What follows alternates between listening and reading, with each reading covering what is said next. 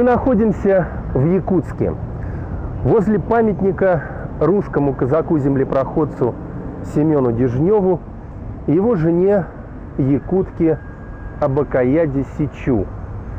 Сегодняшние молодожены приезжают сюда, чтобы отдать дань верности якутской женщине, которая ждала своего русского мужика 20 с лишним лет. Но и по сей день мнения историков по поводу существования Абакаяды различаются кардинально. И есть те, кто считают, что Абакаяда была персонажем вымышленным, полумифическим. Искатели в Якутии попытаются разгадать тайну Абакаяды.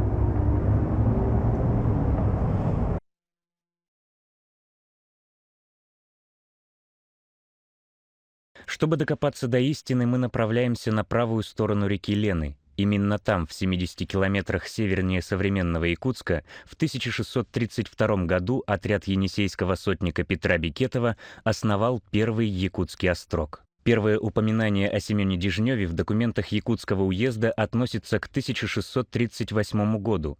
Сказано, что Семен Иванов-Дежнев направляется из Енисейска в Якутский острог нести всякие государевы службы.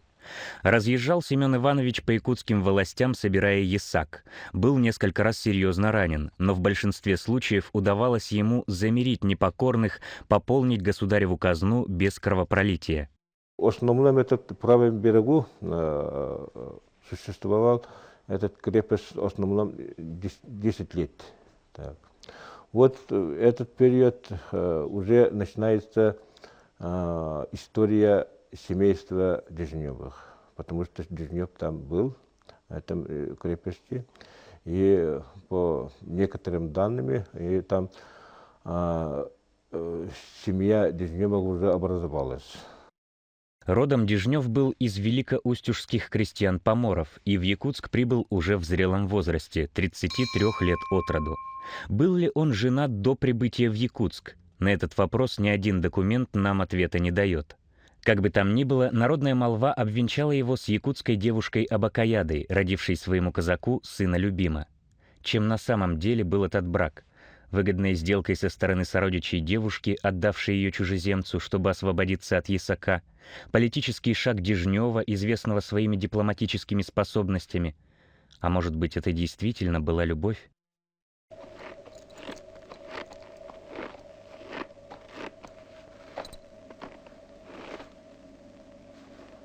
Зачем это терять? Не надо это терять.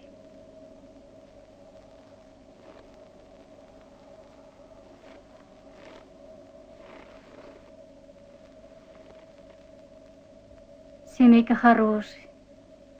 Мне так приятно, и что до сих пор идет интерес к этому фильму Семена Дежнева, а еще особенно интерес большой в последнее время про Абакаяду.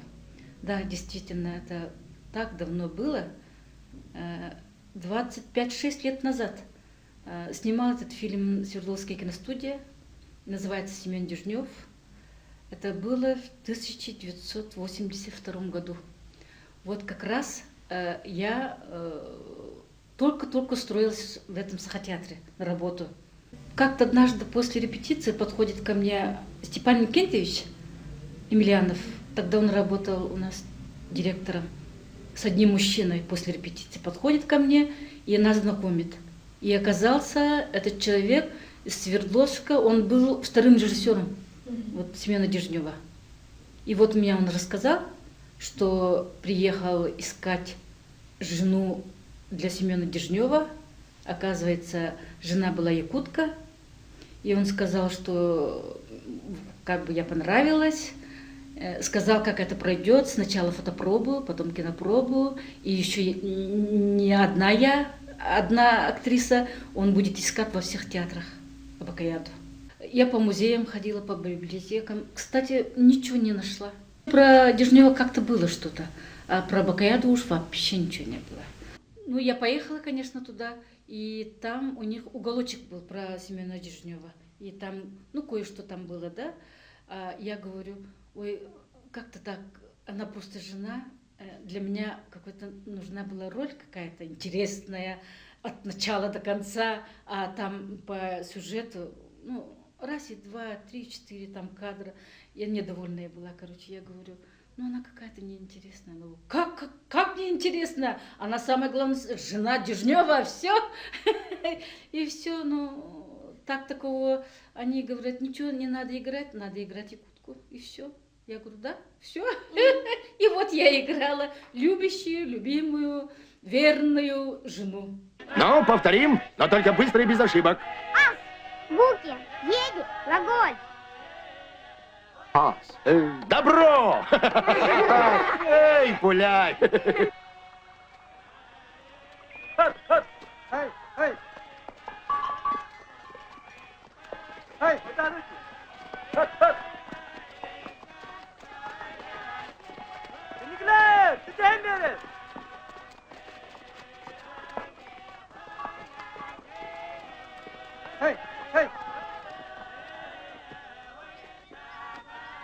Ижица, Ия, эхо, юж, яху. Ну, молодцы, ну, умники, ну, грамотеи. Ну, молодцы, ты у меня, сынка, молодец.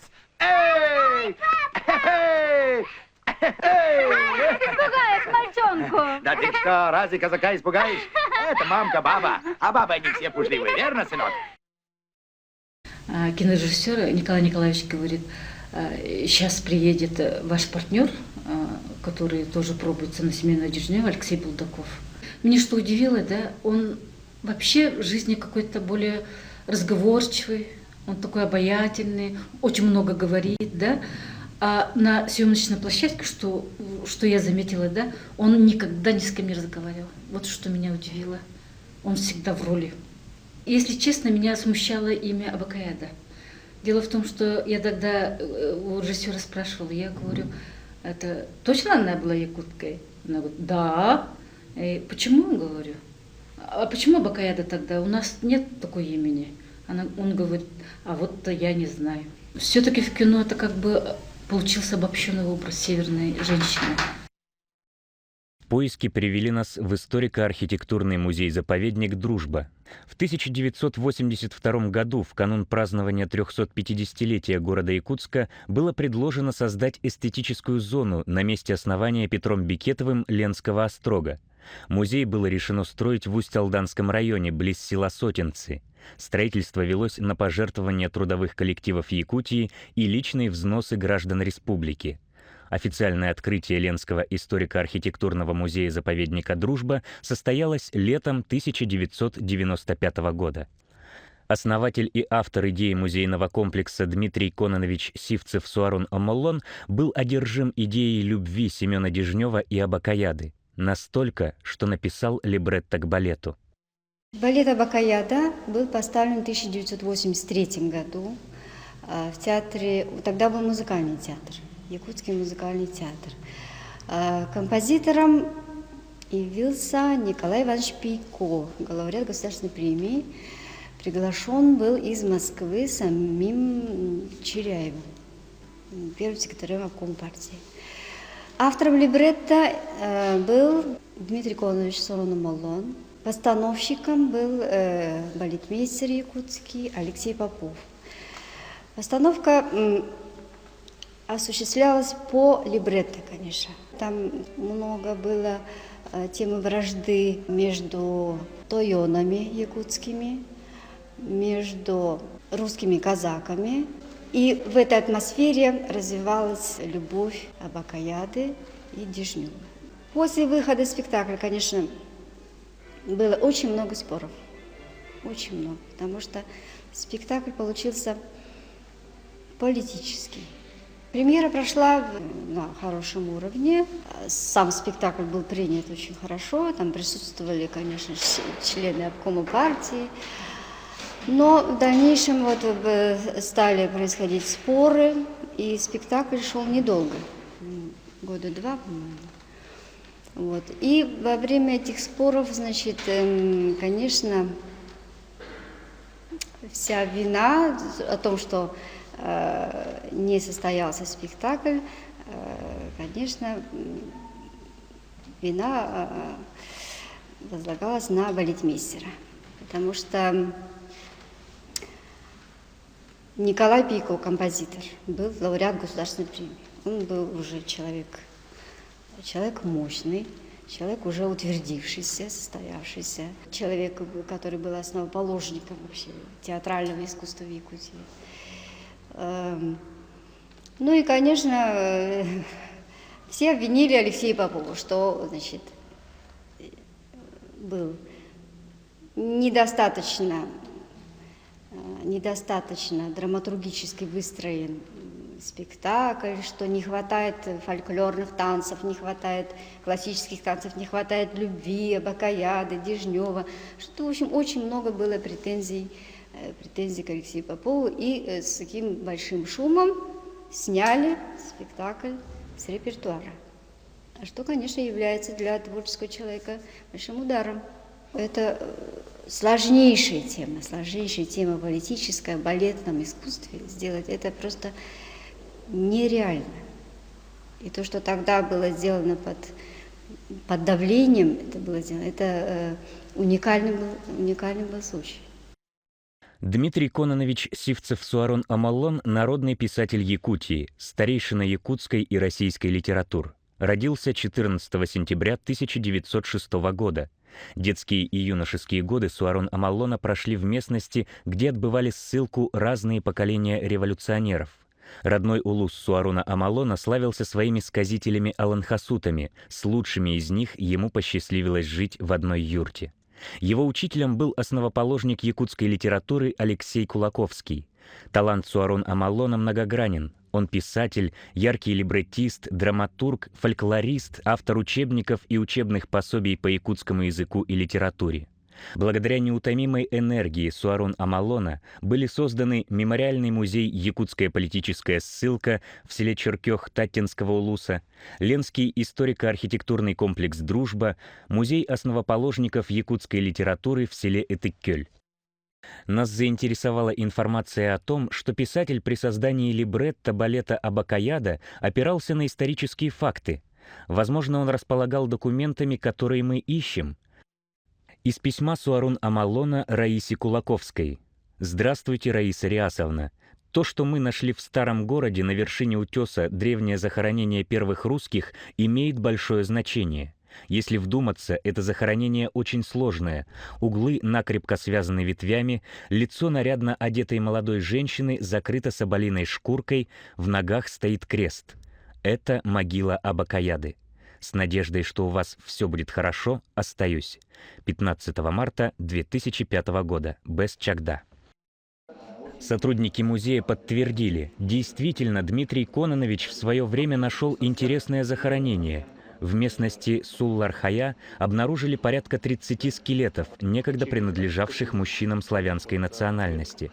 А среди останков мужчин под самым большим крестом был обнаружен единственный женский скелет. И писатель был уверен, что это крещенная якутка, именно Абакаяда. Суарон-Амаллоном был поставлен коновязь-памятник в честь Абакаяды.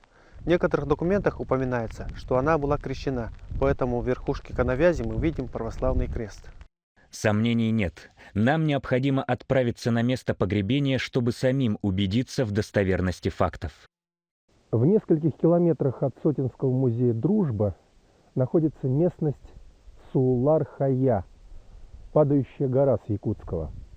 Редкая машина проедет туда, куда мы добираемся с таким упорством. Путь к предполагаемой могиле Абакаяды оказался сложным. Лесная, почти непроходимая дорога больше напоминает заброшенные тропы. Внизу — место расположения первого якутского острога. Сразу после его основания в 1632 году сюда стали прибывать из Енисейска, Магназеи и Томска целые партии русских служилых, торговых и гулящих людей. И уже через год в остроге проживало до 200 человек. Но река Лена с завидным упорством смывала по весне постройки казаков. В 1634 году казачий атаман Иван Галкин решил перенести острог на более высокое место, но это не спасло от наводнений. Поэтому воевода Петр Головин летом 1643 года распорядился перенести острог вверх по реке на ее левый берег. На этом месте стоит сейчас Якутск. Естественно, предположить, что погосты переносились вместе со острогами. Что нас ждет на Суллар-Хая? Найдем ли мы там хоть что-нибудь, что приблизит нас к разгадке тайны Абакаяды? К местности Суллар-Хая нас сопровождают местные жители и сотрудники музея. Надо сказать, что падающая гора не раз преподносила сюрпризы.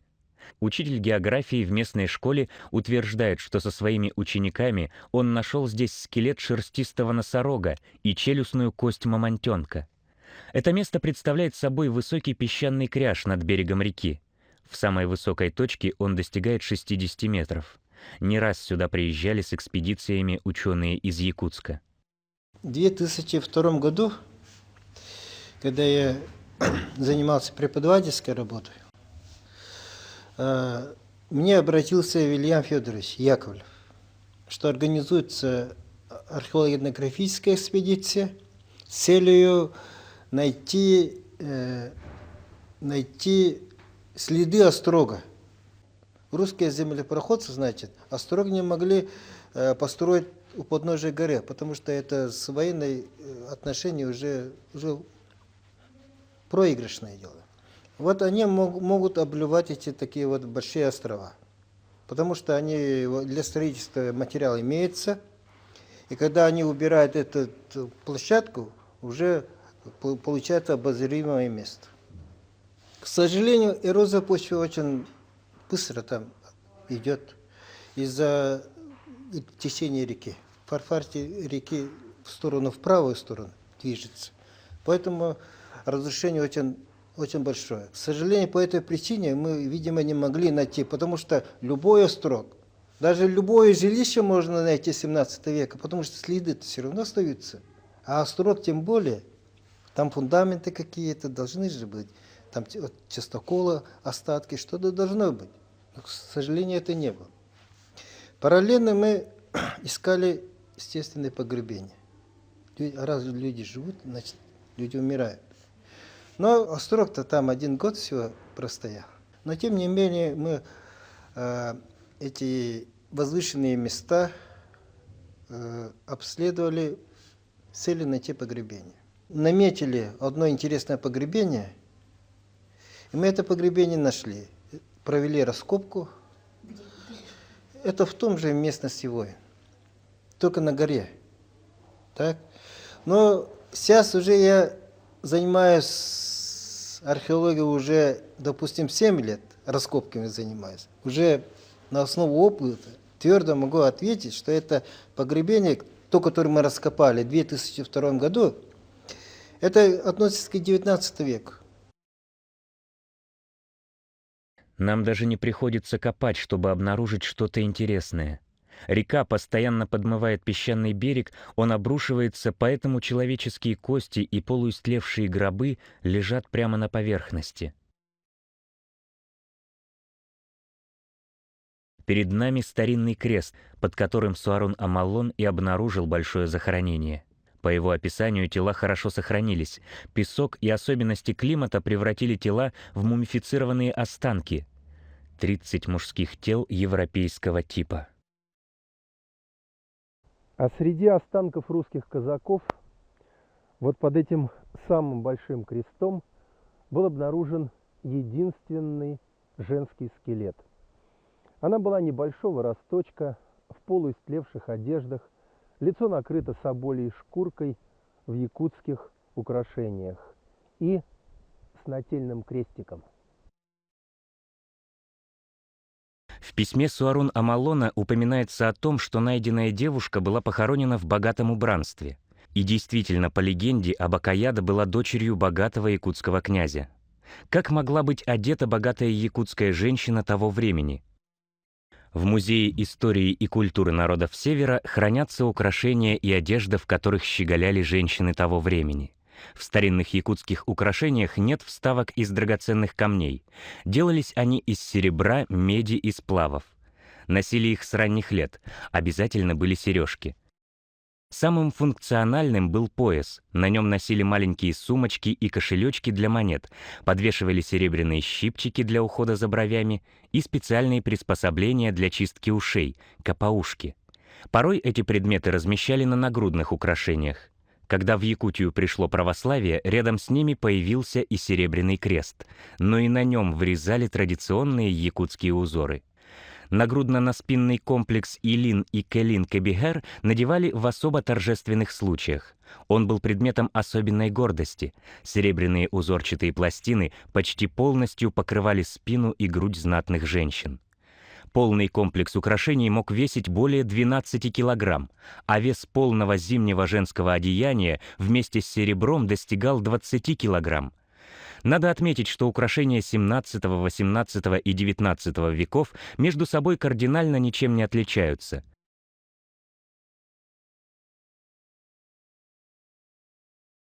Мы убедились, что Нассул-Лархая действительно древний погост. Судя по расположению, он мог находиться в некоторой близости от первого якутского острога. Но куда же делись останки женщины, которую Суарун Амалон в письме называет Абакаядой? Как утверждают сотрудники музея, останки, а также серьги с небольшим узором, одежда и крест были отправлены Суарун Амалоном на исследование в какой-то институт в Москве с Аказией.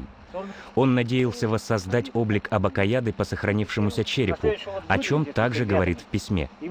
Куда конкретно и с кем уехали археологические находки, неизвестно. Ни в одном институте следов найти не удалось. Через 3 месяца после того, как было написано найденное письмо, не стало и самого Суарун Амалона. Возможно, ученые-этнографы ответят на вопрос, могла ли найденная крещенная якутка быть Абакаядой. Мы обнаружили в местности Суллар-Хая, где-то вот тут, этой местности, и там обнаружили кладбище. И в этих кладбищах были остатки погребений, где-то доказывается этот остаток 17 век. Это погребение Сергия Крестин, да, там обнаружено было, там, ну, Суллар-Хая называется этот отвал такой. Ну, сейчас действительно там уже начинается обвал больше. Там где раньше стоял где-то кладбище 18 века, где-то между 19 и 18 век. Так. Там погребения достаточно много было, и там в середине этот погребение, которое утверждением Суарун Амалона, мы обследование сделали, но такого доказательного, такого атрибута, такого не было там. Ну, простое погребение, так, простые кости, там все остатки. И мы по этим самым итогам было все это погребение 18 века, поэтому не может быть это тело Абакаяды. Мы вновь в тупике. Останки потеряны. Ученые утверждают, что на Суллар-Хая не могло быть захоронения Абакаяды. А если оно когда-то и было, то его давно смыло рекой. Быть может, данные легенды о происхождении якутской жены Дежнева смогут пролить свет на эту тайну? Легенда гласит, что была она из знатного якутского зажиточного рода. Но какого именно?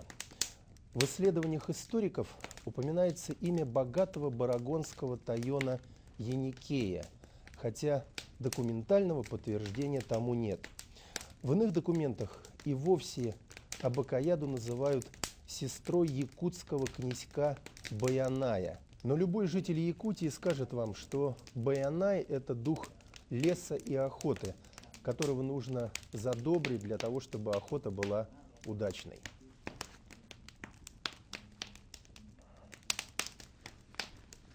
Помимо этой версии, встречаются предположения о том, что Абакаяда была дочерью князя Легоя, того, кто первым встретил русских первопроходцев на своей земле и протянул им на копье связку соболиных шкур, предлагая мирное сосуществование. Есть версия, что она вела род от самого Тыгын-Дархана, великого якутского воителя. А можем ли мы верить памятной табличке из музея, на которой современные художники выбили исторический документ? Или это не более чем художественный вымысел? Царю-государю и великому князю Михаилу Федоровичу всея Руси бьет челом холоп твой енисейский казак Сенька Иванов-Дежнев. Милосердный царь и великий князь Михаил Федорович всея Руси, Пожалуй меня, холопа своего, позволь, государь, оставить кормить на зиму до себя есырочка моего якольскую жонку именем Абакая да Сючу. Оставил я корову и с теленком барагонской волости якуту Маникую. Царь-государь, смилуйся, пожалуй. Семен Дежнев. В архивах Якутска мы не смогли найти этой челобитной. Но тогда возникает вопрос, на какие исторические данные опирался Суарун Амаллон, когда создавал концепцию Сотинского музея? В 1987-1988 годах я работала с Суаруном Амаллоном и работала в музеях Москвы и Ленинграда. Там Российский государственный архив древних актов и Ленинградское отделение Института истории Академии наук России, тогда, СССР тогда называлось. Но там хранятся все документы, касающиеся воеводской канцелярии. В 1641 году в Якутск прибыли священники. Так, им менялась обязанность крестить жен служилых людей, которые были до этого были женаты как бы незаконным гражданским браком, да? И это было не дело, это было незаконно. И все, стали крестить всех якутских девушек, которые были замужем за русскими. Вот. Этот документ хранится в архиве Ленинградского отделения Института истории. Там у них фон 160, там картон у них вот такой длинный, и с лупой прямо надо читать вот этот список. Список состоит из 70 жен. Они все поголовно были женаты на якутках. У казачьего атамана у Осипа Галкина девка Мюнийка. Ивашка Замараева жена крестить именем Сима. У якунки Ушницкого жонка Мучек крестить именем Кюней. Семейка Чуфаристова жонка крестить именем Чочо. У другана Жиркова жена Купча. Курияка жена Леонтия Тимофеева, Домалова крестить. У Федотки Михайлова жена крестить именем Анна. Целовальника Юшка Селиверстова жонку крестить Маня, а по-якутски Катука. Семейку Дежнева жонку крестить именем Абакан. В середине августа он крестил жену, венчались, и уже 17 августа ему предстояло выехать в экспедицию на север осенью 41 года. И перед выездом он просил вот царя, дает челобитную царю о том, что он оставляет жену, не без присмотра, уже крещенную жену, оставляет вот барагонскому якуту Маникую. Кто этот якут Маникуй барагонский? Маникуй имя тоже татарское. Имя в древнерусской письменности вместо О часто использовали омега. А на самом деле его звали Оникуй. Это и Никей татарское. У монголов тоже есть имя Оникей. До сих пор в Бургонском улусе можно встретить человека по прозвищу, теперь уже старые якутские имена, как прозвища идут. Оникей Джагуэр, у нас в Сотинцах был старик.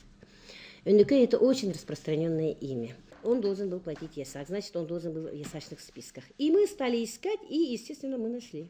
С 1932 года этот Оникуй Кавжаев, там у него фамилия, Каптаев фамилия пишут, по-разному пишут.